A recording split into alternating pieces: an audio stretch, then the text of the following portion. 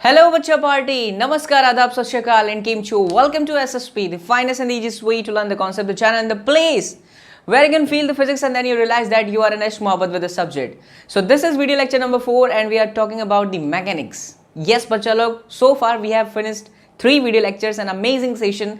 In case you have missed the class, don't worry about it.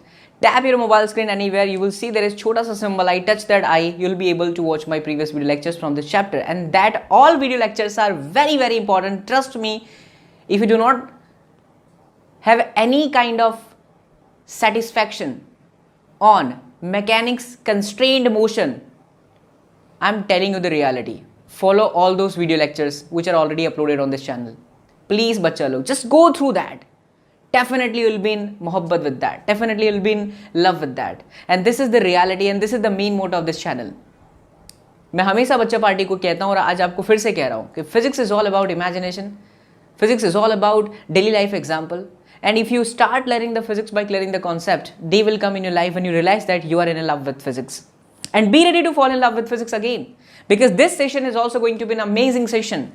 अब तक आपने जो चीज़ नहीं पढ़ा होगा ना, इससे रिलेटेड आपने कभी सोचा भी नहीं होगा, ऐसी छोटी छोटी बेसिक बातों से बना करके बेसिक बातों से बना करके will cover the entire advance level problem. So या लेट्स बिगिन द क्लास बच्चा लोग. बट बिफोर वी स्टार्ट, छोटा सा जो है रिक्वेस्ट प्यारा सा कर देते हैं. नीचे जो बेल आइकन है बच्चा लोग उसे भी हिट कर दीजिए एंड साथ ही साथ चैनल को सब्सक्राइब नहीं किया है तो be a part of this channel, because if you are not a part of the channel we are nothing यार. आप लोगों के बगैर तो कुछ भी नहीं है ना. So please be a part of this channel. बहुत अच्छा लगता है जब आपके बेहतरीन कमेंट्स आते हैं. तो लेट्स स्टार्ट द क्लास. ये है हमारा देखिए, मैं उन सभी बच्चों को जरा एक बार एड्रेस करना चाहता हूँ जो ये कहते हैं कि सर ये वीडियो लेक्चर्स हम बोर्ड वाले देखें, कुछ जेईई मेंस एडवांस लेवल वाले बच्चे देखेंगे, नीट वाले बच्चे कभी कभी पूछेंगे.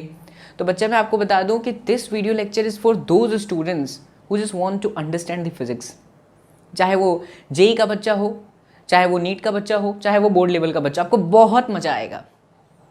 आपने ऐसी चीज़ें कभी मतलब सुनी होंगी, इन सभी चीज़ों के बारे में आपने सुना होगा, बट इतनी बेहतरीन बातें जो है वो आप नहीं सुने होंगे. ये रियलिटी है, इसीलिए वीडियो को बीच में से मिस बिल्कुल भी मत करना. Stay tune and watch this video lectures till the end. So ये चल रहा है बच्चा लोग mechanics. I think lecture number 4 होगा और आज से कुछ हम इस मैकेनिक्स के अंदर न्यूटन्स लॉ ऑफ मोशन की तरफ घुसना स्टार्ट कर देंगे. ठीक है, तो आज की क्लास का जो पूरा का पूरा हॉट पॉइंट है and that is all about, you can say the key point बच्चा लोग, वो है नॉर्मल रिएक्शन फोर्स. एक तरह से फोर्स की ही चर्चा आज आप करने वाले हैं. चलिए, so let's start the class. But you know my method is I always start my class by recalling the previous video lecture, and trust me bachcha log, this is the best way to start something in physics or any subject.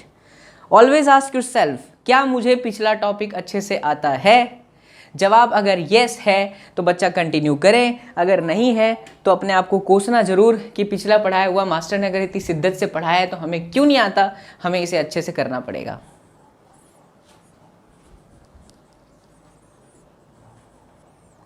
Yes बच्चा लोग, so force क्या है, force के बारे में basic बातें कर लेते हैं.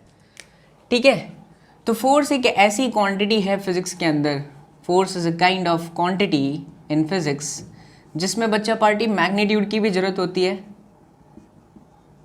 और साथ ही साथ में डायरेक्शन की भी ज़रूरत होती है ना. फोर्स एक ऐसी क्वांटिटी है जिससे मैग्नीट्यूड की भी जरूरत पड़ती है और डायरेक्शन की भी जरूरत पड़ती है. फॉर्मूला भी तुम्हें पता होगा, वही मैं लिख ही देता हूँ. हालांकि सब Newton second law of motion से आएगा, बट आप एडवांस लेवल की फिजिक्स, अच्छी वाली फिजिक्स पढ़ रहे हैं, इसलिए वो चीज़ें मैं उठा ले रहा हूँ जो आप 9th क्लास के अंदर सीखे होंगे. F is equal to m into a, mass into acceleration. फिर अगर हम बात करें इसके यूनिट की तो बच्चा इसका यूनिट होता है न्यूटन, बाबा के नाम से पड़ा हुआ है, और आप कह सकते हैं कि किलोग्राम मीटर पर सेकेंड का स्क्वायर. ठीक है, मतलब इसमें मैग्नीट्यूड की भी ज़रूरत है, इसमें डायरेक्शन की भी ज़रूरत है. फॉर्मूला ये है, और ये एक कैसी क्वांटिटी है, तो ये हमेशा एक वेक्टर क्वांटिटी होता है, क्योंकि देखिए मैंने कहा कि इसमें डायरेक्शन की भी ज़रूरत पड़ती है. कैसे हम कह सकते हैं इसमें डायरेक्शन की ज़रूरत पड़ती है? सिंपल सी बात है, अगर आप मुझे किसी ऑब्जेक्ट पे फोर्स अप्लाई करना है, suppose I have to apply some force over here, so I should apply some force in that particular direction to exert some force over here. अगर मुझे फोर्स यहाँ लगाना है तो मैं ऐसे थोड़ी बोलूँगा हे फोर्स देवता तुम इधर लग जाओ, लगेगा ही नहीं। मस्ट कंडीशन है कि डायरेक्शन देना पड़ेगा। सपोज मुझे मारना है तो मुझे उस डायरेक्शन में मारना पड़ेगा ना, वरना पता चला मैं ऐसे मार रहा हूँ तो किसी और को लग गया यार। तो फोर्स की कंडीशन ही यही है कि इसमें डायरेक्शन भी होगा, इसमें मैग्नीट्यूड भी होगा। न्यूटन पर मीटर स्क्वायर होता है, सॉरी किलोग्राम पर मीटर स्क्वायर होता है, और जो यूनिट होता है बच्चा लोग वो न्यूटन होता है। इसके साथ साथ ये याद रखिए ये ऐसा यूनिट होता है, इसका एक सीजीएस यूनिट भी होता है जिसको चुड़ैल बोलता हूँ मैं। चुड़ैल है ना, वो वाली चुड़ैल नहीं, डाइन बोलते हैं इसको। आई होप आप सभी बच्चों को पता होगा कि 1 न्यूटन में 10 की घाते 5 डाइन होता है, राइट। मतलब सोचिए 1-2 डाइन से संभाला नहीं जाता भाई साहब, क्या बोलते हो यार। 10 टू दी पावर 5 डाइन है, बहुत सारी डाइन है, जीवन नरक कर देंगे आपका। इसलिए पढ़ाई पर ध्यान दें, जिस किसी की भी लाइफ में अगर है तो छोड़ दीजिए। कई लोग सोच रहे हैं मास्टर साइको है, बट मास्टर के पढ़ाने का यही अंदाज है बच्चा लोग। तो जीवन में अगर आपके डाइन है तो डाइन से दूर रहिए, भौतिक विज्ञान से मोहब्बत करें। चलिए ये हो गई छोटी सी बात। अब इनके साथ एक बहुत ही शानदार बात मैं आप लोगों को समझाना चाहता हूं कि इन द केस ऑफ फोर्स सिर्फ मैग्नीट्यूड डायरेक्शन से काम नहीं चलता। जैसे जैसे आपका सेशन आगे बढ़ेगा, जैसे जैसे आप एक चैप्टर को खत्म करके जब दूसरे चैप्टर पर चलने की शुरुआत करने लगेंगे तो आपको यह एहसास होने लगेगा कि फोर्स के केस में हमेशा 3 चीज़ें बहुत महत्व की होती हैं।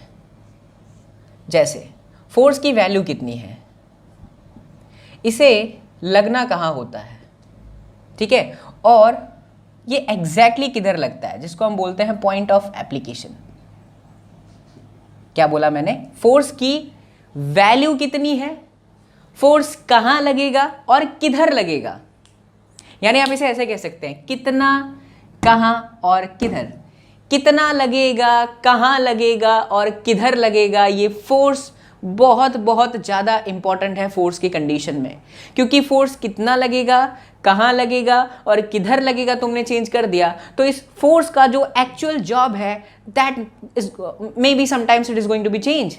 आई can show you one wonderful example कि अगर हम फोर्स के बारे में बात करें, फोर्स के बारे में बात करें, ठीक है, फोर्स के बारे में अगर हम बात करें बच्चा लोग, तो ये चीज़ हम समझ पाएंगे कि अच्छा पॉइंट ऑफ एप्लीकेशन बदल देने से फोर्स की जो जॉब थी, फोर्स का जो नॉर्मल कंडीशन था, will it going to be change? Answer है yes. Let me tell you one wonderful example. We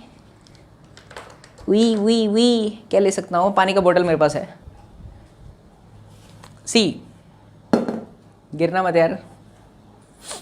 आइए देखिए मेरे लाल बाल गोपाल सिया बलरामचंद्र की जय हो। हो आनंद की अनुभूति सर जी।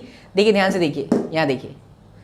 अब मान लो मैंने कुछ फोर्स लगाया यहाँ पे, ये पॉइंट ऑफ एप्लीकेशन है। अब कहाँ लगा, कितना लगाया तो वो तो मुझे पता चल रहा है, 10 न्यूटन 50 न्यूटन जो भी है। कहाँ लगा रहा हूँ तो इधर लगा रहा हूँ। पॉइंट ऑफ एप्लीकेशन ऐसे भी हो सकता है, ठीक है। तो ये पॉइंट ऑफ एप्लीकेशन है। देखिए जब मैं यहाँ लगाता हूँ ना तो ये बॉटल, अगर मान लो यहाँ पर ये फिक्स होगा तो आपको नहीं लगता ये बॉटल ऐसे घूम जाएगी? बात समझे? तो ये पॉइंट ऑफ एप्लीकेशन से बॉटल घूमी, चली नहीं। अगर यहाँ लगाता हूँ तो बॉटल चलेगी। अगर हम यहाँ लगाते तो यह थोड़ा सा परफेक्ट स्मूथनेस नहीं है, समझिए। ये खुद भी आप ट्राई कर सकते हैं। अगर मैं फोर्स को यहाँ लगाता हूँ तो ये सिर्फ चलेगा। ये देखिए चलेगा, चल रहा है, सिर्फ चल रहा है। और अगर इधर लगाता हूँ तो ये घूम जाता है। ये घूमने वाली चीज़ क्या है? रोटेशनल मोशन के अंदर आ गई, दैट इज टॉर्क। चलने वाली क्या है? ये आपका न्यूटन्स लॉ ऑफ मोशन या मैकेनिक्स का फर्स्ट सेगमेंट होता है, जिसमें आप बोलते हो कि F इक्वल टू ma, ये वो दुनिया भर की कहानी। I just want to explain in the case of force 3 things are always important: value, where and point of application. कितना लगेगा, कहाँ लगेगा और किधर को लगेगा। ये चीज़ों की वजह से फोर्स बहुत ज़्यादा इम्पैक्ट बनाता है और कंडीशन जो होती है बच्चा पार्टी वो डिफरेंट हो जाती है। तो ये चीज़ें जो हैं आप अपने नोटबुक के अंदर उतारिए, मन मंदिर में बसाइए और जीवन काल के अंत समय तक ना भूलें, ठीक है। अब इस पर आता हूँ मैं, और पूरा लेक्चर इसी पर है भाई साहब। कसम उड़ान झल्लेगी, फील कर लिए तो आपको आनंद की अनुभूति आ जाएगी। चलिए देखिए, बहुत लोगों को पता भी होगा ये, बट जो मैं सिखाना चाहता हूँ वो शायद आप सुने होंगे, शायद तक समझे कम होंगे। जैसे मान लीजिए कि एक ब्लॉक है। क्या है बच्चा पार्टी? एक ब्लॉक, ये एक सरफेस है। अगर आप इस ब्लॉक और सरफेस के बीच का जो कांटेक्ट है, इस कांटेक्ट को जूम करके देखेंगे सोनी PXW की सहायता से। काफ़ी अच्छा कैमरा है, मैं प्रचार इसलिए करता रहता हूँ क्योंकि मैंने वो परचेस करा आप लोगों के लिए। तो अगर मैं इसको जूम करके देखूँ तो वास्तविकता में बच्चा party in reality it will not appear a straight, it will not appear a very straight or firm or solid something like that. No, it will look like a little bit ups and down, ups and down, ups and down. ये ऐसा रहता ही है, 100% ऐसा रहता है। तो ये in reality कुछ ऐसा होता है टॉपलिंग के टाइप पे, जैसे किसी हाईवे पे नहीं होता जब कुछ मतलब गाड़ियां बहुत स्पीड में आती हैं, बट जहाँ पे क्रॉसिंग होता है उसके थोड़े से पहले डिस्टेंस पर ऐसा होता है, काइंड ऑफ ऐसी सिचुएशन होती है। तो सब जानते हो कि जो नॉर्मल फोर्स होता है वो कब लगता है बच्चा? क्या ये बॉडी इस सरफेस के साथ कांटेक्ट में है? आंसर है यस। जैसे ही दो बॉडी एक दूसरे के संपर्क में आएंगी, कांटेक्ट में आएंगी, तो उसी समय में ये फोर्स लग जाता है ड्यूरिंग कांटेक्ट। ये नेचर के अंदर का एक फोर्स का एक टाइप है। जैसे इन रियलिटी में आपको बताऊं तो ऐसे तो बहुत सारे फोर्सेस हैं, टोटल 4 फोर्सेस है। उस फंडामेंटल 4 फोर्सेस में से जो वीक फोर्सेस है ना, नोट भी कर लीजिएगा, जो वीक फोर्सेस होते हैं बच्चा लोग, वीक फोर्स, उसमें से ये एक टाइप होता है जिसको हम नॉर्मल फोर्स बोलते हैं और दूसरा हम बोलते हैं टेंशन फोर्स। आप उसी नॉर्मल फोर्स की चर्चा कर रहे हो जो वीक फोर्सेस की वजह से है, और इसके लगने के पीछे का कारण भी है। जब दो बॉडी आपस में कांटेक्ट में आती है ना, तो इनके मॉलिक्यूल्स और मॉलिक्यूल्स के बीच में गेम होता है। गेम इन द सेंस बवाल होता है। बवाल in the sense attraction kind of समझ लीजिए कि ये बोलेगा ओए मैं तेरे पे फोर्स लगाऊंगा, तो नीचे वाला बोलेगा ओए मैं भी तेरे पे फोर्स लगाऊंगा। क्या Newton's third law of motion kind of सुना होगा, Newton's third law of motion, action reaction pair. अभी उस पर मत जाइए, अभी खाली इतना समझिए कि वीक फोर्स का एक टाइप होता है and that is known as normal reaction force, and it always existed whenever there is the two body comes in contact or the body comes in contact with the surface। ये तब जन्म लेगा जब कोई भी body किसी surface के साथ कांटेक्ट में आएगी। 101% श्योर वाली कंडीशन है, ठीक है। अच्छा, क्यों आती है? क्योंकि जो पहली वाली, जो ऊपर वाली बॉडी है या जो दो बॉडी हैं, वो जहां पर कांटेक्ट में होते हैं उस कांटेक्ट के बीच में हमारे बहुत सारे एटम्स के बीच में अट्रैक्शन होता है, उसी की वजह से ये सिचुएशन आती है। अच्छा, अब ये जो जूम करके मैंने दिखाया वो इसलिए दिखाया क्योंकि जो बच्चा नॉर्मल फोर्सेस लगे होंगे सब पे एक जैसे लगे होंगे, एक ही लगा होगा या डिफरेंट होगा? N1, N2, N3, N4, N5। ओहो सर जी, तो बहुत बड़ी बात आपने कह दी। अलग अलग लगता है, हर एक पॉइंट पे डिफरेंट होगा। डिपेंड करेगा कंडीशन कैसी है, डिपेंड करेगा सिचुएशन कैसी है, लेकिन सवाल करने का एक पैटर्न बनाया गया है। जैसे आप अभी जब कंस्ट्रेंट मोशन कर रहे थे तो स्ट्रिंग को आप क्या कंसिडर कर रहे थे? Massless, but in reality that is possible? No, mass तो रहेगा ही रहेगा कुछ ना कुछ, बट सवालों का एक पैटर्न बनाया गया कि चलिए मासलेस मान करके हम इसे करेंगे हर जगह पर टेंशन, ताकि एक हो तो एक पैटर्न बन गया। वैसे ही नॉर्मल फोर्स के लिए भी एक पैटर्न बनाया जाता है कि भले बहुत सारे डिफरेंट नॉर्मल फोर्सेस हो, बट उन सबको कंसिडर करके एक नॉर्मल फोर्स माना जाता है। बस ऐसा मान लिया जाता है कि अगर कॉन्टैक्ट है तो एक नॉर्मल फोर्स लग रही है, ठीक है। तो ऑलवेज रिमेंबर बच्चा लोग कि कितने भी चीजें हों लेकिन नॉर्मल फोर्स एक ही होगा। Yes, 101% we will consider the different normal reaction when we will study the toppling condition। जब एक ट्रक या एक कार किसी इस तरह की सड़क पे जाएगी, वी वी वी वी वी, तब वहां पर क्या नॉर्मल रिएक्शन होगा, we will understand, we will learn that concept, but in our next session जहां पर हम ये चर्चा कर रहे होंगे टॉपलिंग का, इसी चैप्टर में धीरे धीरे आगे आएगा, चिंता मत करिए। बट फिलहाल अभी आपको क्या समझ में आ रहा है बच्चा लोग कि अगर हम बात करें किसी भी सरफेस की, हम अगर किसी भी बॉडी की बात करें, if that body comes in contact with the surface then there is उबड़ खाबड़ पे बहुत सारे नॉर्मल फोर्सेस होते हैं जो सरफेस जो तभी जन्म लेते हैं जब बॉडी कांटेक्ट में आती है। और मेरे लाल, इसके साथ साथ एक भी चीज और पॉइंट कर लेना, नोट कर लेना अपने मन मंदिर में, जीवन काल के अंत समय तक बसा लो कि सर जी बहुत सारे नॉर्मल फोर्स की जगह पर हम एक ही फोर्स लेते हैं। पैटर्न ऐसा होता है। Yes, it will be different, we will consider in our next session जहां पर हम पढ़ेंगे टॉपलिंग। ओ हो सर जी मजा आ गया। Now please note down. देख बच्चा, मैं अपने हर वीडियो लेक्चर में कहता हूं, जो आप हैंड रिटेन नोट्स बनाएंगे अपने सुंदर सुंदर हाथों से, दुनिया में वही नोट्स बेस्ड नोट्स होती है जो आपके एग्जाम में काम आएगी। उतारिए, ठीक है। तारी माटी में मर जाऊँ, तारी माटी में। और डेप्थ वाली बात नॉर्मल रिएक्शन से, फोर्स पे हमने चर्चा कर ली है बच्चा बड़ी। अरे देखो तुम बहुत खराब हो, तुम जा रही हो. From the last few months and few, you can say 2 to 3 months, I was trying to mimic Sinchan because I love doing mimicry. बच्चा लोग so far नरेंद्र मोदी जी, राहुल गांधी, फिर उसके बाद ये अपना क्या नाम है, अभी तो नवाजुद्दीन सिद्दीकी भी धीरे धीरे आ रहे हैं. माँ कसम भाई, माँ कसम, बहुत स्थिति खराब है भाई. भाई आपकी पिक्चर देखी भाई, फ्लॉप हो गई भाई, है ना. मास्टर तुम्हारा टैलेंटेड है बच्चा लोग. कई लोग सोच रहे होंगे मास्टर साइको भी है यार, कुछ भी करता है. आ जाइए, बैक टू द पॉइंट बच्चा लोग. अब एक चीज समझाता हूँ, ध्यान से सुनना. कसम उड़ान चल रही कि तुमको उसमें प्रॉब्लम होगी, बट तुम बोलोगे नहीं. बट देखिए, समझते हैं. इतनी बातें समझ में आ गई कि बॉडी का कांटेक्ट होता है तब ये लगता है उड़ीसा लगता है, वो इस तरीके लगता है. मान लीजिए बच्चा लोग, ये हमारे पास 2 बॉडी है. We have 2 different bodies comes in contact on the surface, name a and B.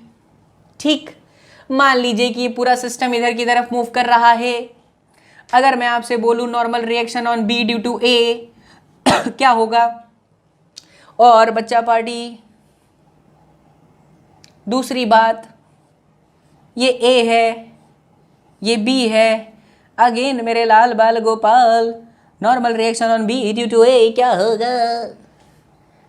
अगर बॉडी का मोशन इधर होता है तो ये पूरी बॉडी इधर जाए तो normal reaction on B due to A क्या होगा? और अगर बॉडी पूरी इधर जाए, ये दोनों इधर खिसक के आए वही, तो बताइए. अरे सिमरन बताइए, normal reaction on B due to A क्या होगा? प्लीज पॉज द वीडियो को रोकें, सोचे और फिर वापस आए, है ना. आ गए, चलो देखो समझो. कितने बच्चा पार्टी का जवाब जो है इसमें लेफ्ट साइड है. इसमें अगर उसमें लेफ्ट साइड है, इसमें राइट साइड होगा, क्योंकि मोशन डिफरेंट है ना. अगर ऐसा सोच रहा है बच्चा लोग तो ये बिल्कुल गलत है. इस चीज को अपने मन मंदिर से निकाल के फेंक दे. मुझे पता है यही चीज तू पहले तक पढ़ा था, ऐसा ही सीखा था, बट ये गलत है, भौतिक विज्ञान की मर्यादा के खिलाफ है. इसीलिए कहते हैं बहुत इंपॉर्टेंट है बेसिक्स. बिल्कुल गलत है. इन दोनों में जवाब एक ही है. तो क्या चीज आपको समझ में आया? अगर दोनों में जवाब एक ही है तो क्या बदला मैंने? मोशन बदला ना, बट जवाब एक ही. इसका मतलब क्या है? क्या नॉर्मल रिएक्शन बॉडी के मोशन पे डिपेंड करेगा? आंसर है बिल्कुल भी नहीं. प्रैक्टिकली प्रूफ्ड बात है. इसे प्लीज नोट करें. छोटी छोटी बातें होती है जो बच्चों को तकलीफ देती है. Normal reaction, what do you think? Normal reaction depends on motion of the block? Answer है no, it will never depend on the motion of the block. So on which factor it will depend? आइए समझते. देखिए, अगर मैं बोलूं कि normal reaction, because contact तो यहां पे, प्लीज फील करें इस बात को. फील कर लिया ना बच्चा पार्टी? फील कर लिया ना बच्चा पार्टी? तो तुझे और किसी चीज की जरूरत नहीं होगी. लगेगा भौतिक विज्ञान जीवन आज आनंद की अनुभूति होगी.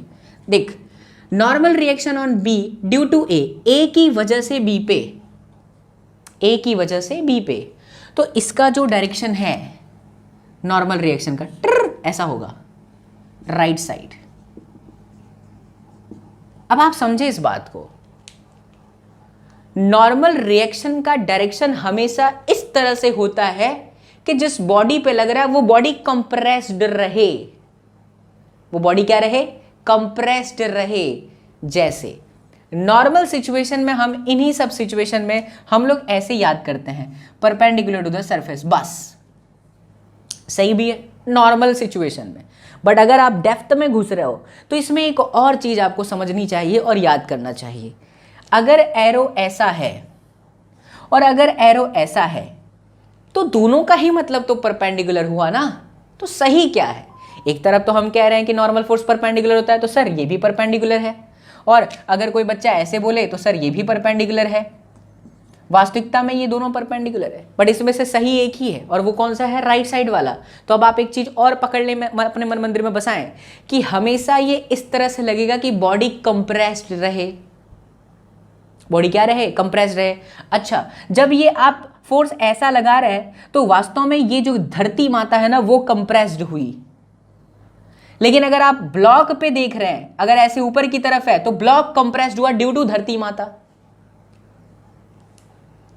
ड्यू टू धरती माता। सो क्या सीखा आपने कि normal force, yes 100% true, it always acts in the perpendicular direction, but along with perpendicular direction it must be act in such a way that it will always compress the body. Who is acting the body will always try to compress the another body. Who will apply the force? Who will exert the force? The body that will exert the force will always in such a condition that body will compress the another body. Here in this situation, what is my question? My question to all of you is normal reaction on B due to A. So who is applying the force? Block A. So this block A's normal reaction will be in such direction that it will try to compress the another body, another target. So here you can see this A is trying to compress this body. If someone says कि sir इसका answer left direction में आया, तो इसका मतलब क्या हुआ? क्या वो बॉडी दूसरे को कंप्रेस कर रही है? भजिया तो गलत हो गया। इसलिए बात को अच्छे से समझें। कुछ कंडीशन आपके सामने बता रहा हूं बच्चा लोग। पहली condition for normal reaction, condition number 1, जब बॉडी का कांटेक्ट होता है तभी लगता है। दूसरा, बहुत सारे टॉपलिंग के लिए हम सिंगल नॉर्मल फोर्स लिखते हैं। तीसरा, परपेंडिकुलर होता है, इसमें भी कोई शक नहीं है। चौथा, कंप्रेस मैनर में लगता है, ये भी आपको अपने मन में बसा लेना चाहिए। 100% कंप्रेस मैनर में लगता है। अब इधर आ जाओ, इसमें भी अगर मैं बोलूं कि normal reaction on B due to a, motion इधर और उससे क्या फर्क पड़ता है? मुझे बी पे चाहिए ए के थ्रू, तो डायरेक्शन इधर ही आएगा। इसमें भी आंसर क्या आएगा? राइट साइड आएगा। तो एक कंडीशन और बना लो, नेवर डिपेंड्स ऑन मोशन। क्या ये बात सभी को चमचम चमकीली है? लागिला लागिला लागिला। बोला था आपको कि ऐसी चीजें सीखोगे जो आप सुने तो हो, जैसे नॉर्मल रिएक्शन आपने सुना तो है, बट ये डेप्थ वाली बात आपने नहीं सुनी। अब आपसे सवाल करेंगे ना तो आसान, आपको बहुत मजा आएगा। बहुत सारी चीज़ें हम करेंगे आज। तो पहले जब न्यूटन्स लॉ ऑफ मोशन के अंदर घुसने से पहले हमें नॉर्मल रिएक्शन, क्योंकि जब तक ये समझ में नहीं आएगा नॉर्मल रिएक्शन तब तक हम आगे बढ़ेंगे ही नहीं ना। गिरो मत यार तुम। चलो बच्चा, तो इसको उतार लो, फिर अपने आगे बढ़ते हैं, है ना? उतारिए बच्चा लोग, प्लीज़ नोट डाउन। अरे हमारा कैमरा तो चल रहा है ना यार। कई बार ऐसा होता है मास्टर पढ़ा रहा है बट कैमरा गायब हो जाता है। चलिए आइए देखिए, तारी माटी तारी माटी तारी माटी माँ मरी जाओ माँ, तारी माटी माँ। अगर ये समझ में आ गया है बच्चा लोग, सो जो मैं पूछने जा रहा हूँ उसका जवाब देना, ठीक है? जो भी मैं पूछने जा रहा हूँ उसका जवाब कृपया करके देना, अगर आपको ये समझ में आ गया है तो। चलिए आइए देखिए, ऐसा देखा होगा आपने बहुत सारे क्वेश्चन में, ठीक है? इस तरह से 3 ब्लॉक हैं, ये ए, ये बी, ये आपका सी। मेरा पहला सवाल, normal reaction on B due to A किधर है? Normal reaction on C due to B किधर है? Normal reaction on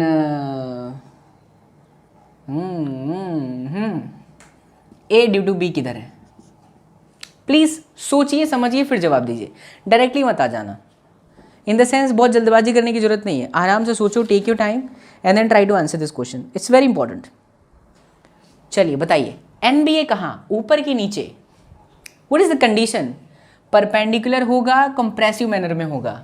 in this situation who is exerting the force? Block a is exerting the force on b, तो b पे a के through, तो ए compress करेगा, ऊपर की तरफ लगेगा, इसलिए ये हो गया आपका एन बी ए, ऊपर की तरफ।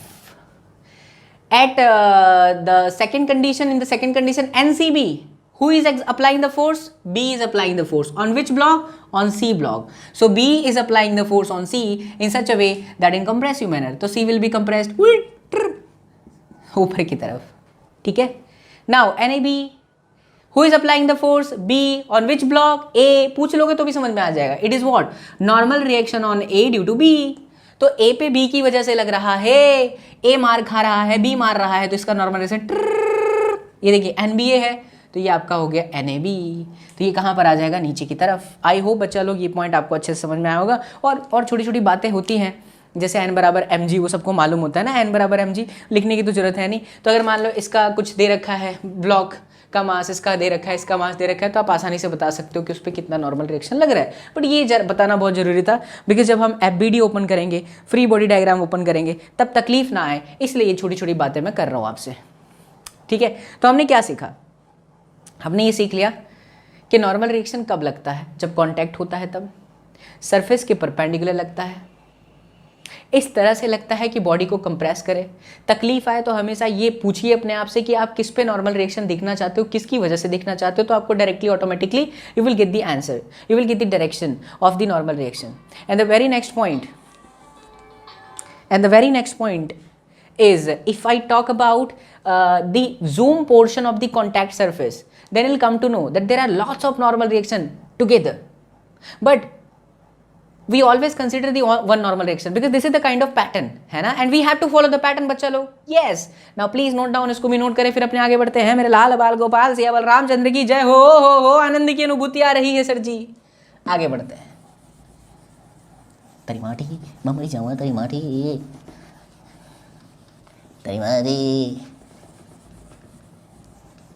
ओए, मैं तुझे सिखा रहा हूं। सोचिए अगर ये सनी देओल पढ़ा रहे होते आपको यही वाला नॉर्मल रिएक्शन किस तरह से पढ़ाते होते, let me tell you. Normal reaction होने ड्यू टू ब्लॉक बी लगेगा, नीचे लगेगा, ओए नीचे लगेगा, ऊपर नहीं लगेगा। मैं एक बार कह रहा हूं, नीचे लगेगा तो नीचे लगेगा, ऊपर नहीं लगेगा, क्योंकि मेरा मन नहीं है बताने का। बच्चा लोग कमेंट ठोक देना, कॉन्सेप्ट क्लियर है ना? ठीक, चलिए आइए देखिए इसका एक शानदार एप्लीकेशन, मतलब शानदार एक एग्जांपल लेते हैं। बढ़िया प्रॉब्लम। ओके सी, ऐसे दो वॉल है, कुछ और चीज़ें सिखा रहा हूँ, ध्यान से सुनना, ठीक है। ऐसे दो वॉल है और ये दो वॉल के बीच में बच्चा लोग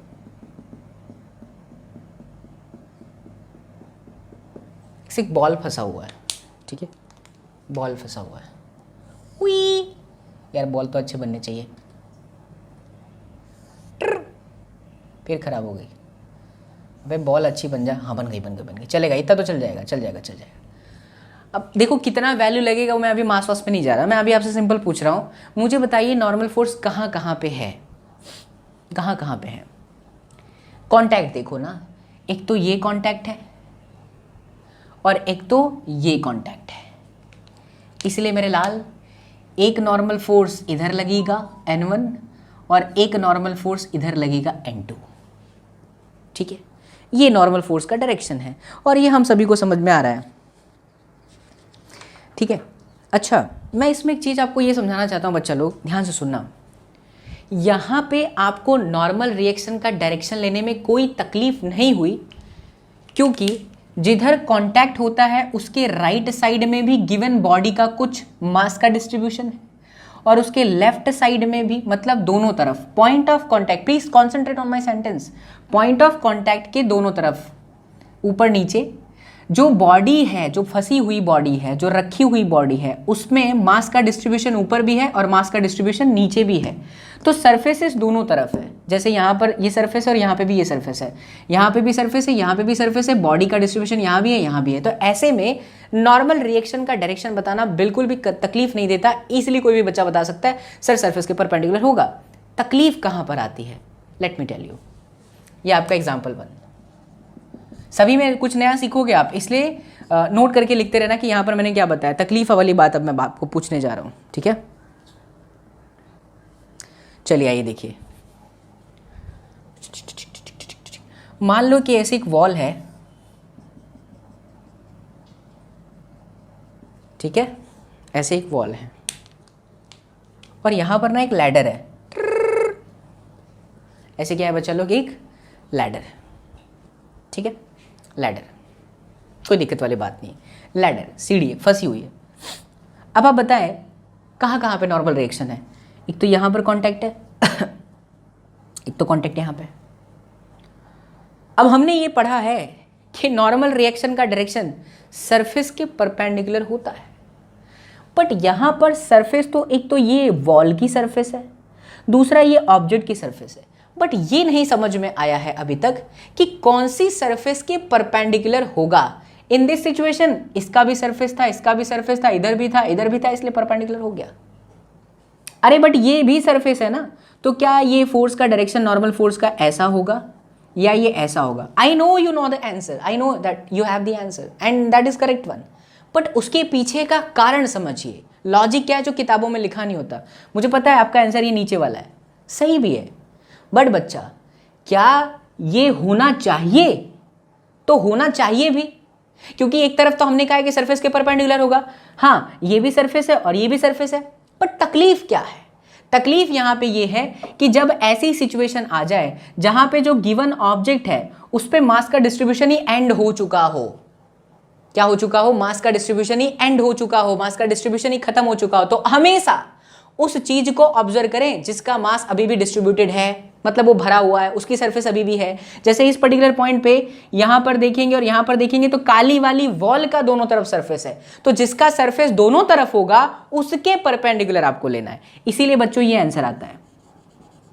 आप ये सवाल अपने आप से करें तो मैं जो आपको समझाना चाहता हूं ना वो आपको पता चलेगा। हाँ ये बिल्कुल सही है कि ये जो आंसर था, कौन सा वाला, ये जो आप आंसर दे रहे थे इस सरफेस के परपेंडिकुलर, बिल्कुल सही था, बट ये भी तो सरफेस था ना, तो ऐसा भी होना चाहिए था, बट ऐसा नहीं हुआ। लॉजिक क्या है कि इस पॉइंट ऑफ कांटेक्ट पे हमेशा ये देखना चाहिए कि किसकी सरफेस ज्यादा है, जिसकी सरफेस ज्यादा होगी आंसर उसी के हिसाब। यहाँ पे ये ज्यादा था, ये इधर भी है, इधर भी है, ये खत्म हो चुका तो हमेशा परपेंडिकुलर हो जाएगा। यहाँ देखिए खत्म हो चुका है, ये है, इसीलिए इस सरफेस के परपेंडिकुलर ऐसा आएगा।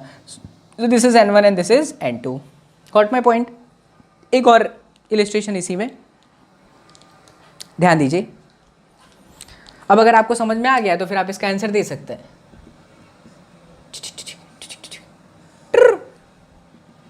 अब सीढ़ी बड़ी निकल गई, वॉल छोटा। अब सीढ़ी बड़ी निकल गई, वॉल छोटा। अब क्या लगता है, अब आप अगर ऐसा आंसर देंगे तो ये गलत है, क्योंकि ये पॉइंट ऑफ कांटेक्ट पे वॉल का खत्म हो गया है सरफेस, लेकिन ऑब्जेक्ट का सरफेस अभी भी है। तो जिसका सरफेस होता है उसको देख के आंसर दिया जाता है, इसलिए इसका सही आंसर है ये, ना कि नीचे वाला। चलो ये हमारे लिए N1 हो गया।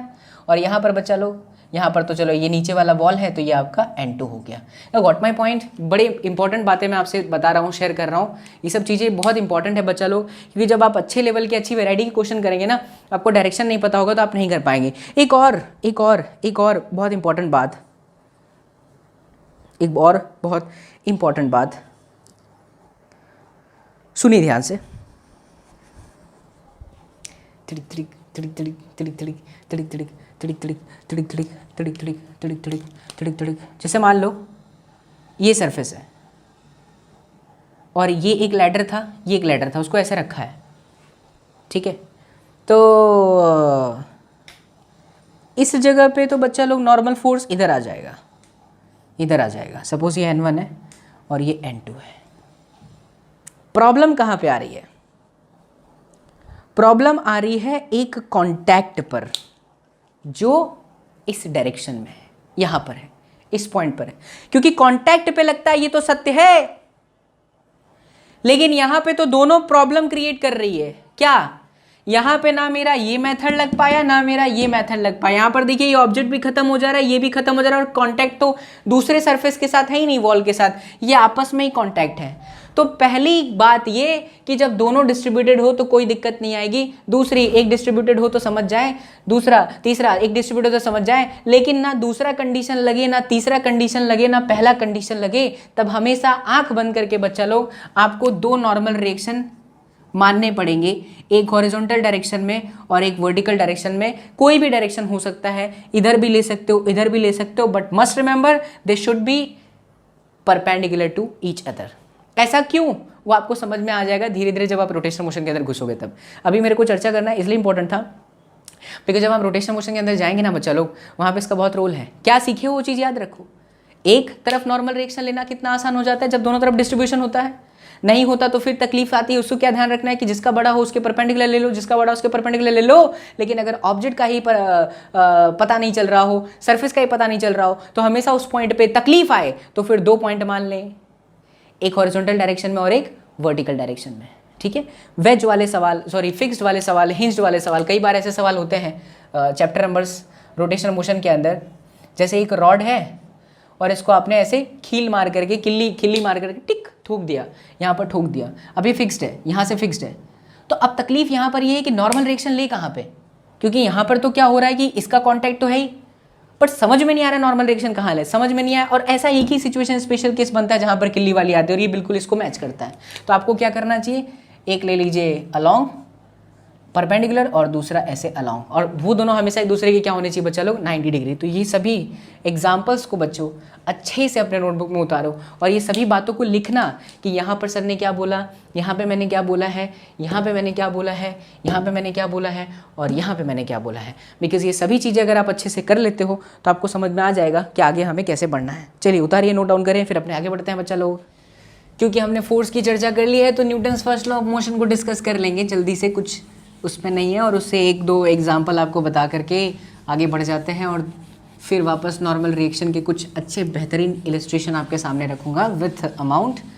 ये जो आपको बताया इनका ज़रूरत है, बताना बहुत ज़्यादा ज़रूरत है बच्चा लोग, इसलिए इसे अच्छे से याद रखना, ठीक है। भूलना बिल्कुल भी नहीं, अगर भूल गए तो गए, इसलिए याद रखना, भूलना बिल्कुल भी नहीं, भूल गए तो गए बच्चा पार्टी।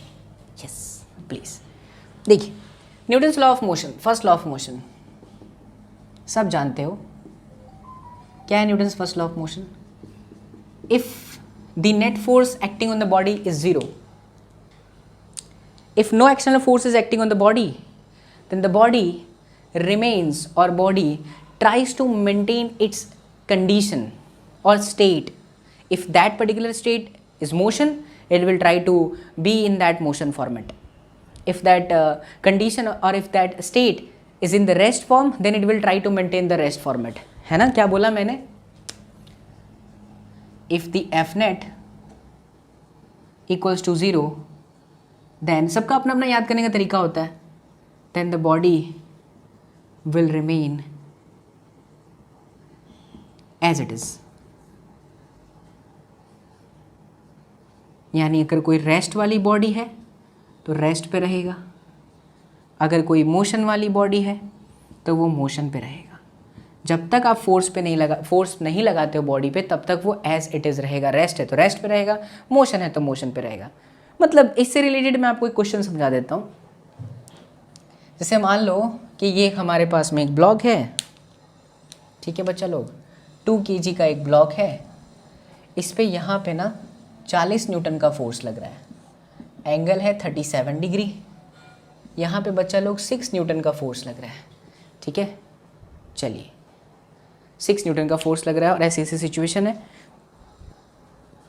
दूसरी बात समझे, ये बॉडी जो है ऐसा हम मान लेते हैं किसी सरफेस पे नहीं है, ऐसा मान लो, सिर्फ सरफेस पे नहीं है, ऐसा मान लो कि ऐसे हवा में है, तो इस पर आप नॉर्मल रिएक्शन के बारे में ना सोचो, इग्नोर कर दो, ऐसा समझिए, नो नॉर्मल रिएक्शन, ऐसे ही बस सवाल समझाने के लिए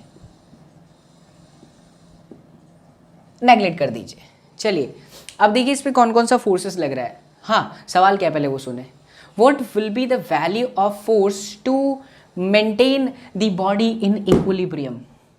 अभी बॉडी इक्विलिब्रियम में है, नहीं कह सकते, क्योंकि 6 न्यूटन इधर लग रहा है, 40 न्यूटन ऐसे क्रॉस में लग रहा है, तो उसका एक कंपोनेंट इधर है, एक कंपोनेंट ऊपर है, कुछ तो है, यानी बॉडी पे नेट फोर्स जीरो नहीं है। हमें बॉडी के ऊपर नेट फोर्स को जीरो करना होगा to make this body in equilibrium. If I am saying the body is in equilibrium, what it means? It means that body is not moving. So the body is not moving, that means what? The same amount of force is acting on the right side and the same amount of force is acting on the left side, or the same amount of force is acting in the upward direction and the same amount of force in the downward direction is acting. So if it is happening, अगर ऐसा हो रहा है तो और तो ही body rest पे है, अदरवाइज बॉडी रेस्ट पे नहीं है। हमारा सवाल ये है कि बॉडी को मुझे रेस्ट पे करना है तो कितना फोर्स लगाना पड़ेगा, कहाँ लगाना पड़ेगा, सब निकाल सकते हैं। आइए देखिए, तो सवाल आपका ये है,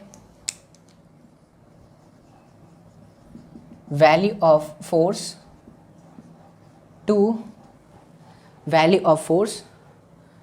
टू मेंटेन द इक्विलिब्रियम, ठीक है। अब देखो ये 40 न्यूटन यानी कि 40 cos 37, cos 37 इज 4/5, 8 8 चौक 32, ये 32 न्यूटन। यहाँ पर आया बच्चा लोग 40 साइन 37, एंड साइन 37 की मैं बात करूँ तो 3/5, ये आया 24। नीचे की तरफ mg that is 20 Newton. Confirmation है। राइट साइड में 32 न्यूटन लग रहा है, तो लेफ्ट साइड में और कितना लगाऊं कि इधर बैलेंस हो जाए। 32 इधर, इधर 6 लग रहा है बच्चा, तो 32 में से 6 चला जाएगा तो कितना हो जाएगा भाई साहब? 26। तो 26 यहाँ पे लगना चाहिए, और ऊपर 24 है, नीचे 20 है, तो नीचे 4 न्यूटन लगना चाहिए। और असलियत में जो हमारा F हुआ वो जाएगा 26 आई कैप माइनस में, एंड माइनस में 4 जे कैप। डायरेक्शन हिसाब से बात करूँ तो, और अगर इसका मैग्नीट्यूड चाहिए तो लीजिए भाई साहब, मैग्नीट्यूड भी क्या है? 26 का स्क्वायर प्लस 4 का स्क्वायर। डायरेक्शन चाहिए, ऐसा कुछ डायरेक्शन में आएगा, angle theta, so theta is going to be tan inverse y component which is 4 divided by 26, so tan inverse 2/13। ओ हो, दैट्स द फाइनल आंसर। हो गया। ऐसे और क्वेश्चन कराने की मुझे नहीं लगता ज़रूरत है, करना चाहते हो तो खुद ही ट्राई करो, खुद ही ऐसे क्वेश्चन बनाओ, ट्राई करते रहो। ठीक है बच्चा लोग, तो ये हमने एक इलस्ट्रेशन देख लिया, बढ़िया सा एक इलस्ट्रेशन है कि बॉडी को अगर इक्विलिब्रियम में रखना है तो क्या कंडीशन होगी। ये हमने कहाँ से कहा? Newton's first law of motion से। न्यूटन्स फर्स्ट लॉ ऑफ में यही बोले हैं कि अगर एफ नेट 0 है भाई साहब तो ऐसा ऐसा होगा, तो हम मान लिए, हम लोग कर लिए, आगे बढ़ते हैं। चलो आ जाओ और करते हैं एग्जाम्पल। टैडंग टैडंग टैडंग टैडंग टैडंग टैडंग टैडंग टैडंग टैडंग टैडंग टैडंग टैडंग टैडंग टैडंग टैडंग। मस्त सवाल, मस्त सवाल, मस्त सवाल।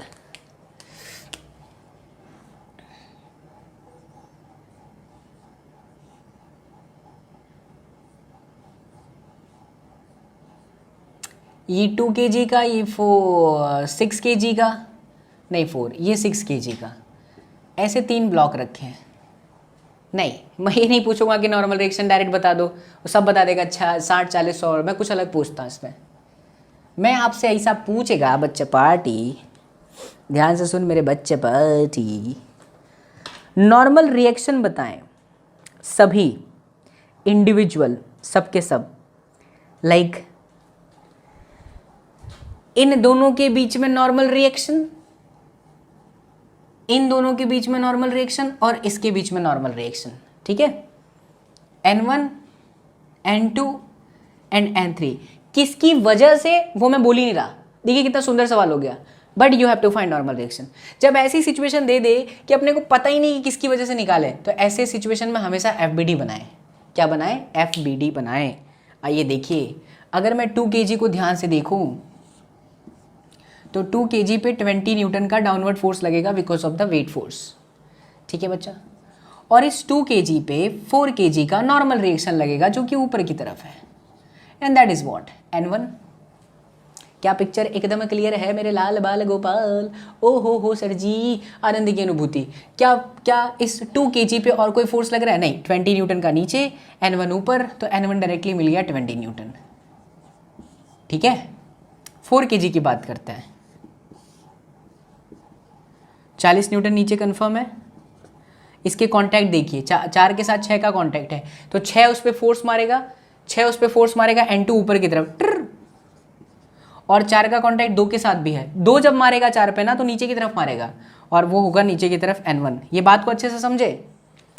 अगर हम 4 kg को ऑब्जर्व करते हैं तो इसका कांटेक्ट यहाँ भी है, कांटेक्ट यहाँ भी है, तो 6 की वजह से जो 4 पे लगेगा कंप्रेसिव मैनर में, तो ऊपर की तरफ लगेगा N2। लेकिन 4 पे 2 की वजह से अगर मैं सोचूं तो 2 जब उसको कंप्रेस करेगा तो नीचे की तरफ करेगा, इसलिए यहाँ पे N1। बाकी बॉडी रेस्ट में है, तो ऊपर की तरफ का force is equal to downward का फोर्स, तो N2 बराबर में N1 प्लस में 40। तो देख बच्चा, N1 की वैल्यू 20 प्लस 40 60 न्यूटन, ये N2 निकल गया। आ जाइए 6 kg पे।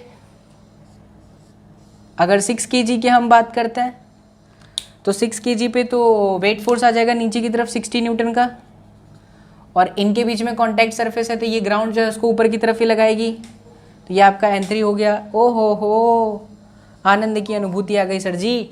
N3 सीधा सीधा कितना हो गया 60 न्यूटन। सही है, बिल्कुल सही है।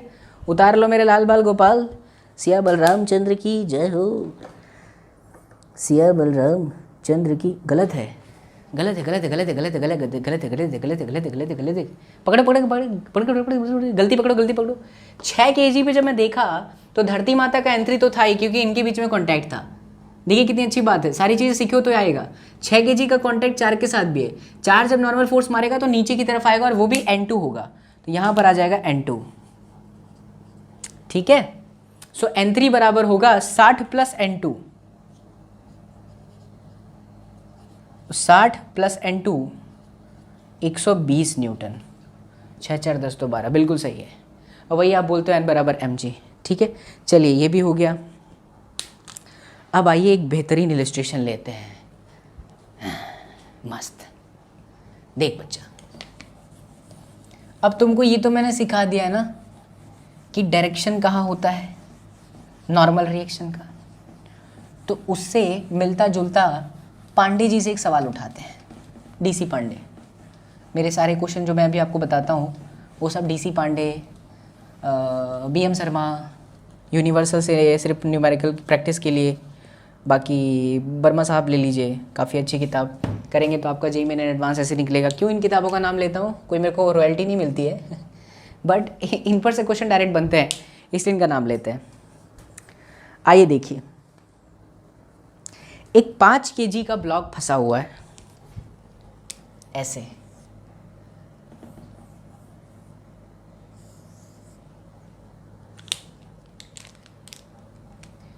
तड़ी मरी मरी जावा, ऐसे फंसा हुआ है। ठीक है बच्चा, बॉल फंसा हुआ है, 5 kg का मास है, और यहाँ पर जो एंगल बन रहा है 37, और यहाँ पर भी एंगल है 37, दिख रहा है। ये दोनों तरफ जो एंगल है वो 37 पे है। आपको मिलकर के बताना है कि नॉर्मल रिएक्शंस की वैल्यू क्या होगी, N1 और N2 की जो वैल्यू होगी वो मेरे बच्चा लोग क्या होगी। पहले ट्राई करें, हो सकता है दोनों सेम हो सकता है दोनों डिफरेंट हो। अभी सेम लगने के पीछे का चांसेस ये है क्योंकि जो डिस्ट्रीब्यूशन हुआ है ना, बॉल को इस तरह से रखा है कि वो सेम है, 37 डिग्री इधर है, 37 डिग्री इधर है, तो चांसेस है कि दोनों सेम होगा। आइए मिलके करते हैं। पहले देखिए नॉर्मल फोर्स किधर है। एक नॉर्मल फोर्स तो इधर जा रहा है,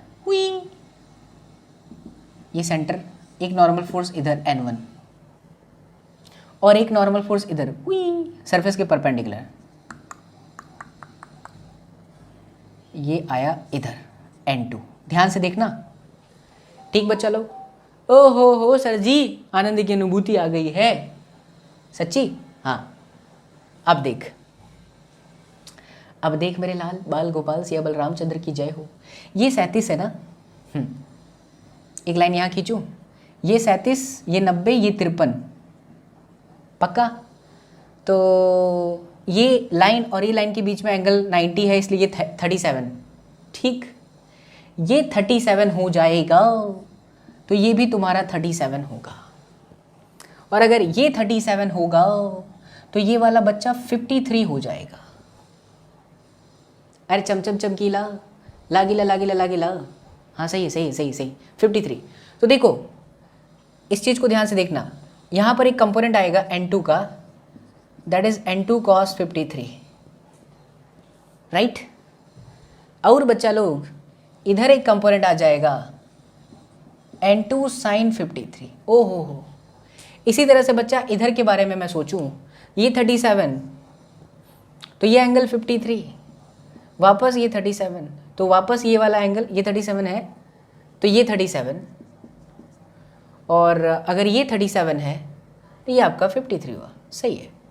यहाँ पर हो जाएगा N1 cos 53, और यहाँ पर हो जाएगा N1 sin 53। हो आ गया सर जी। अब ध्यान से देखें, ये ऑब्जेक्ट था तो इस पे दो फोर्सेस ऊपर की तरफ लग रहे थे। एक था आपका N2 साइन 53, दूसरा था आपका N1 साइन 53, और नीचे की तरफ है 5 kg की वजह से 50। ठीक है, और ये जो है इधर N1 cos 53 और इधर N1, ये N1 है ना, ये N2 cos 53। गजब। देखो right side is equal to left side अगर हम करें, क्योंकि बॉडी रेस्ट में, बॉडी तो मूव कर नहीं रही है, तो ये जो फोर्स है वो इसके बराबर होएगा। इसलिए रे मेरे लाल बाल गोपाल N1 बराबर N2 हो जाएगा। प्रूफ भी हो गया। और ये दोनों मिलके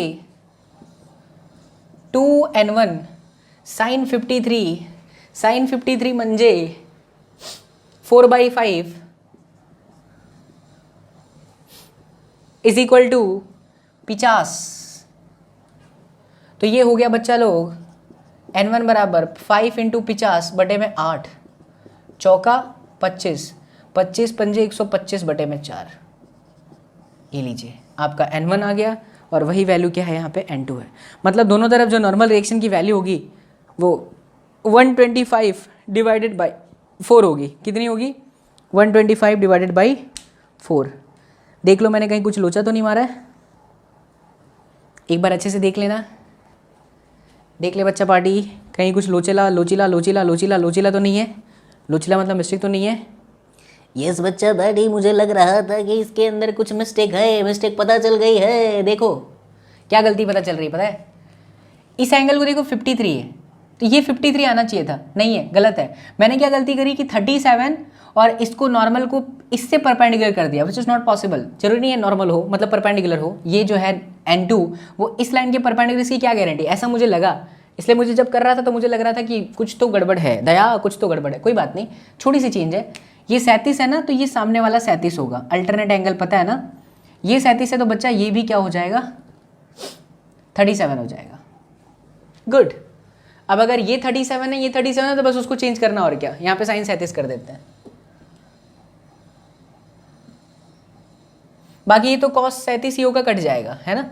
ये cos 37 होगा,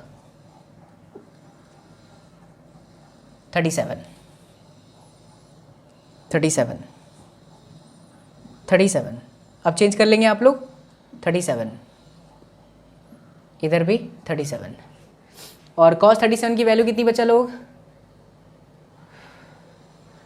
हैं? अरे सॉरी, sin 37 की वैल्यू कितनी बचा लोग? 3/5। तो 5 गुणिया 50 बड़े में 6, 25 बड़ा में तिग्गी 125 बटा में 3। Yes, here is the right answer. एक और कर लेते हैं, आइए जल्दी से एक और कर लेते हैं बच्चा लोग, ताकि फील आ जाए, समझ में आ जाए, आनंद की अनुभूति आ जाए, और लग जाए कि भौतिक विज्ञान ही जीवन है बच्चा पार्टी। भौतिक विज्ञान ही जीवन है बच्चा पार्टी। आ जाओ जल्दी से। क्यों ना मैं कुछ ऐसा करूं जिससे तुम्हें एक सवाल दूं बच्चा लोग, और जब हम अगली क्लास में आए तो उसी क्वेश्चन से आगे बढ़े। क्या बोलते हो बच्चा लोग? What I am saying is that ऐसा एक क्वेश्चन करने के बाद मैं तुम्हें एक क्वेश्चन देना चाहता हूं, और मैं चाहता हूं कि वो क्वेश्चन तुम खुद से करो, और जब हम लोग अगली क्लास में आए तब उसी सवाल की चर्चा से हम आगे बढ़े, है ना? यस। चलिए, तो मैं आपको एक क्वेश्चन देता हूँ, बढ़िया लाजवाब, and consider that question as a homework. खुद से करिएगा वो। आ जाओ, याद रखना नेक्स्ट क्लास में सवाल यहीं से उठाऊंगा मैं, मतलब हम आगे यहीं से बढ़ेंगे। यार डिजिटल बोर्ड जल्दी से आ जाता, क्या है कि ऐसी दिक्कतों का सामना नहीं करना पड़ता है। तारी माटी तारी माटी तारी माटी,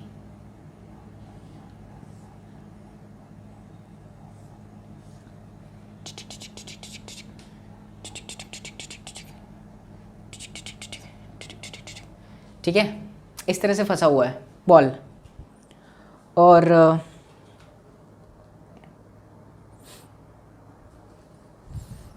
ये दे रखा है बच्चा लोग, इनके बीच का डिस्टेंस 6 मीटर।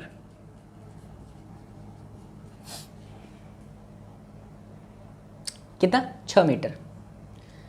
और ये बॉल इस तरह से है कि एग्जैक्टली बीच में है, तो ये 3 का और ये 3 का, ठीक है। हाँ ठीक है, और कुछ दे देते हैं इसके अंदर, और देखिए रेडियस जो है इस बॉल की वो 5 मीटर दे रखी है। हाँ, अब आई ना असली बात समझ में। रेडियस जो है इस बॉल की वो 5 मीटर दे रखी है, और मास जो है बच्चा लोग इस बॉल का वो 5 kg है। बताइए कि जो N1 और N2 है, ये तो पता चल रहा है ना, यहाँ पे एक N1 है और यहाँ पे एक N है। सो N1 कितना होगा एंड N2 कितना होगा? एन अमेजिंग क्वेश्चन आपके सामने इस तरह से फंसा हुआ है बॉल। बताएं फिर N1 कितना होगा और N2 कितना होगा, ये आपका क्वेश्चन। सो बच्चा, क्लास को हम यहाँ पर करते हैं एंड। क्लास को एंड करने से पहले एक बार सारी चीज़ें आपको रिकॉल कराना चाहता हूँ। कंस्ट्रेंट मोशन से स्टार्ट किया था मैंने, स्ट्रिंग कंस्ट्रेंट मोशन सिखाया कि रस्सी अगर टाइट है तो कैसे उसके बीच के डिस्टेंस को कांस्टेंट रखने के लिए वेलोसिटी का component along the surface along the string should be constant. Illustration लेते लेते छल्ले वाले क्वेश्चन के साथ साथ आपको मैंने वहाँ तक लेके गया, कहाँ तक, जहाँ पे हम पुली से रिलेटेड बात समझे। पुली से रिलेटेड बात में Vp बराबर V1 plus V2 divided by 2 आया। फिर पुली से रिलेटेड जो फॉर्मूला था उसके कुछ इलिस्ट्रेशन कराने के बाद मैंने आपको सिखाया कि कैसे इसमें एक और लॉजिक अप्लाई किया जा सकता है, और टेंशन के थ्रू भी हम इसको कर सकते हैं। टेंशन के थ्रू करते हुए हमने एक मेथड बनाया जिसका नाम दिया पॉइंट मेथड। पॉइंट मेथड बनाने के बाद मैंने आपको सिखाया कि कैसे बड़े से सवाल को आसानी से किया जा सकता है with the help of that concept, कि स्ट्रिंग का कनेक्शन ऑब्जेक्ट के साथ देखिए, पॉइंट जिसे चलना है तो बाकी को रेस्ट पे कर दो, वो पॉइंट अगर उस लेंथ को घटाए तो फिर माइनस लेना, बढ़ाए तो फिर प्लस लेना। ये क्वेश्चन कराने के बाद सीधा एंट्री लिया हमने वेज किस में था, हाँ वेज कंस्ट्रेंट में, वेज बोल रहा था, हो जाता डंग स्लिप, कोई दिक्कत वाली बात नहीं। तो वेज कंस्ट्रेंट को कराने से पहले मैंने आपको एक दीवार के साथ रस्सी लगा करके, पुली लगा करके, एक ब्लॉक लगा करके समझाया कि ग्राउंड फ्रेम से इजी क्वेश्चन पड़ जाते हैं या फिर वेज फ्रेम से। उसको कराने के बाद बच्चा मैंने आपको एक कॉन्सेप्ट सिखाया कि जहां पर दो ऑब्जेक्ट के कॉन्टैक्ट होते हैं उस कॉन्टैक्ट के सरफेस के परपेंडिकुलर डायरेक्शन में 2 पॉइंट सिलेक्ट करिए, और वो 2 पॉइंट का वेलोसिटी उसी एक्सिस जो कि सरफेस के परपेंडिकुलर है उसके अलोंग कंपोनेंट देख लीजिए। अगर ऐसा चीज हो जाता है तो फिर जय श्री राम, और फिर सवाल आपके बनने लगता है। और फिर आज की क्लास बेहतरीन क्लास, नॉर्मल रिएक्शन पे ज्यादा चर्चा, Newton's first law of motion, illustration, और ये जो सवाल आपके सामने है। ठीक है, उम्मीद करता हूं बच्चा लोग कि सारे पॉइंट आपके अच्छे से समझ में आए होंगे। प्लीज वीडियो के डिस्क्रिप्शन को चेक करिए, जहां पर एक सुंदर सा एप्लीकेशन आपका वेट कर रहा है। उस एप्लीकेशन के माध्यम से आप आसानी से अपने डाउट सॉल्व कर सकते हैं। मिलते हैं हम हमेशा हमारे नेक्स्ट क्लास में, हमेशा ही मिलते हैं। Till then do whatever you want to do man, but don't trouble your mom. Take care. तहे दिल से आप सभी का शुक्रिया। Thank you so much for watching all the videos. Thank you so much for all the love and support. Keep showering your love बच्चा party. See you in the next class. Bye, take care. With this problem, will see you with this problem.